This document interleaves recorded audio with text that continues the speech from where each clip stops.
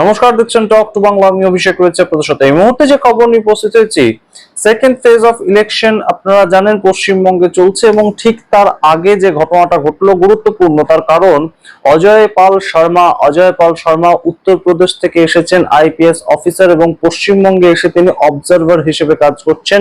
এবং এই second phase of ইলেকশনের আগে আমরা দেখতে পেয়েছি অজয় পাল শর্মা তার সম্পর্কে বিভিন্ন ধরনের অভিযোগ তুলেছে রাজ্যের শাসক দল তৃণমূল কংগ্রেস। কিন্তু সেই জায়গা থেকে এই মুহূর্তে বড়সড় একটা স্টেপ, তার বিরুদ্ধে সরাসরি থানায় এফআইআর করা হয়েছে এবং সেই জায়গা থেকে একটা জনস্বার্থ মামলা অর্থাৎ পিআইএল লঞ্চ করা হয়েছে সুপ্রিম কোর্টে পর্যন্ত এই অজয় পাল শর্মা তার বিরুদ্ধে। পুরো বিষয়টা এই মুহূর্তে গুরুত্বপূর্ণ প্রেক্ষাপট ধারণ করেছে, তার কারণ ভোটের ঠিক একদিন আগে ফলতা থানায়, আপনারা জানেন ফলতায় জাহাঙ্গীর খান ভোটে দাঁড়িয়েছেন তৃণমূল কংগ্রেসের প্রার্থী হিসেবে এবং তার বাড়িতে গিয়ে রীতিমতন কিন্তু আমরা দেখতে পেয়েছিলাম দাবাং মেজাজে অজয় পাল শর্মা তাকে কথাবার্তা বলতে। এবং সেই জায়গা থেকেই একদম আজকে 142টা কেন্দ্রে ভোট হচ্ছে এবং সেখানে আমরা দেখতে পেয়েছি যে মহিলারা কিন্তু অভিযোগ করেছেন এবং যে অভিযোগটা করেছেন সেই অভিযোগের একদম মূল বিষয়বস্তু কিন্তু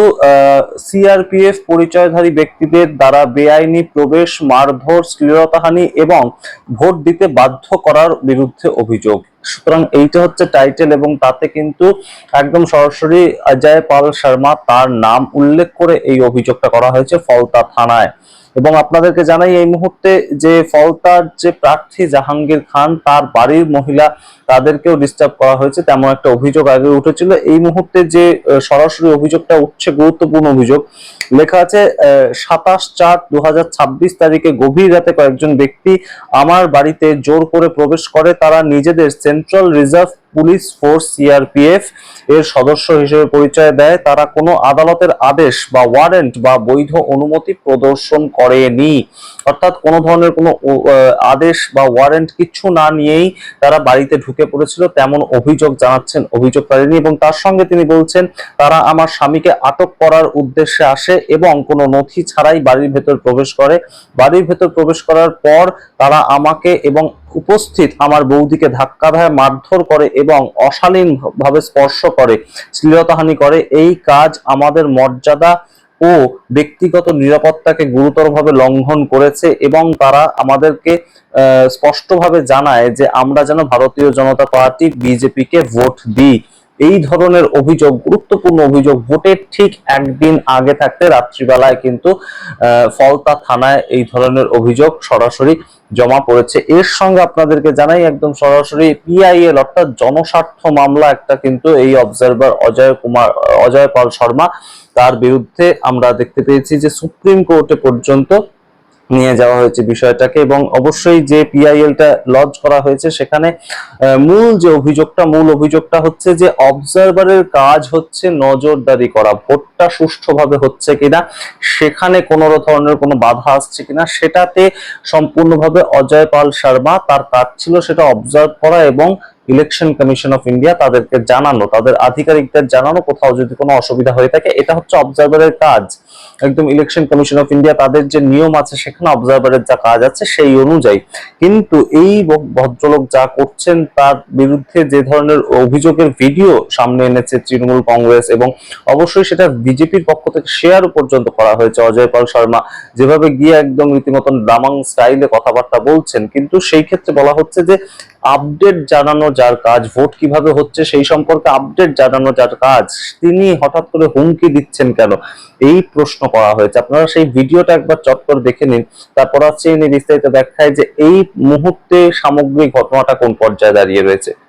आसपास के जितने भी लोग हैं अच्छी तरह से समझ लें कि अगर किसी ने बदमाशी करी तो उनका कायदे से इलाज किया जाएगा। फिर আপনারা শুনলেন অজয় পাল শর্মা কিভাবে রীতিমতন একদম সরাসরি মানুষকে গিয়ে চমকাচ্ছিলেন এবং সেখানকার যে তৃণমূল কংগ্রেস তাদেরকে বারংবার একদম বাধা দেওয়ার চেষ্টা করেছে। এবং এই যে মহিলা অভিযোগকারিণী, তিনি অভিযোগ যেটা করেছেন, তিনি কিন্তু সরাসরি জানিয়েছেন যে তাকে এবং তার বাড়ির লোকজনদের বিজেপিকে ভোট দেওয়ার কথা বলেছেন এই অজয় পাল শর্মা। এই যে অভিযোগ পত্রটা সামনে উঠে এসেছে, সেখানে আপনারা দেখুন একদম সরাসরি নাম উল্লেখ করে বলা হয়েছে। এছাড়াও ঘটনার সঙ্গে প্রশাসনিক দায়িত্ব ও প্রভাবের বিষয়টি অত্যন্ত গুরুত্বের সঙ্গে তদন্ত করা প্রয়োজন। দক্ষিণ 24 পরগনা জেলায় নির্বাচনী দায়িত্বে থাকা পুলিশ পর্যবেক্ষক, পুলিশ অবজারভার হিসেবে উত্তরপ্রদেশের পুলিশ কর্মকর্তা অজয় পাল শর্মা দায়িত্বে ছিলেন এবং নির্বাচনী প্রক্রিয়ার তত্ত্বাবধানে ছিল তার সক্রিয় ভূমিকা।